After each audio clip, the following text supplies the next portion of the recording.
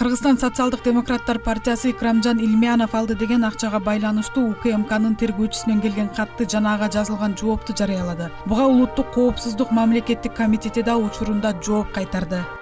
Атайын кызматтан келген 24-октябрда жазылды деген катта тергөөнүн жүрүшүндө 2017 жылы 8 августта штабтын башчысынын орун басары Икрамжан Илмиянов дизель комплект аттуу компаниянын өкүлдөрүнөн $150,000 демирчүлүк жардам катары алганы аныкталды деп айтылган. Ушундан улам КСДПнын эсебине ушунча акча түшкөн түшпөгөндүгүн тактоо боюнча суроо узатылган. КСДП бул катка 29 октябрда жооп берди.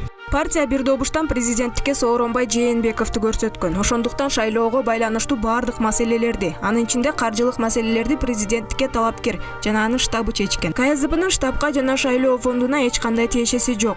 Партия акчаны алган эмес. Финансылык документтердин баары талапкердин штабы менен БШКда болгон. Ошондуктан КСДП бардык суроолор боюнча мурунку президенттикке талапкер Сооронбай Жээнбеков менен анын штабына же БШКга кайрылууну сунуш кылат.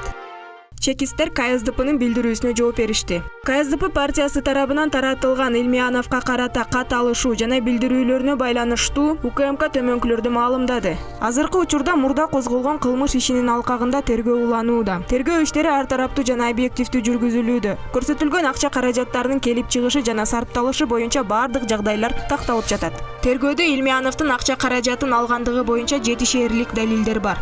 Учурда Илмиянов тергөө органдары менен активдүү кызматташууда. Ал эми бүгүн Атамбаев президент болуп турган кездеги Бишкек жылуулук электроборборундагы авариянын чоо жайын иликтеген депутаттык комиссиянын ишинин жыйынтыгы боюнча берилген тапшырмалардын аткарылышы тууралуу жыйын өтөт. Мындан улам эки президенттин тиреши күч алып, өлкөдө олуттуу саясий өзгөрүү болгону калдыңдөнөт.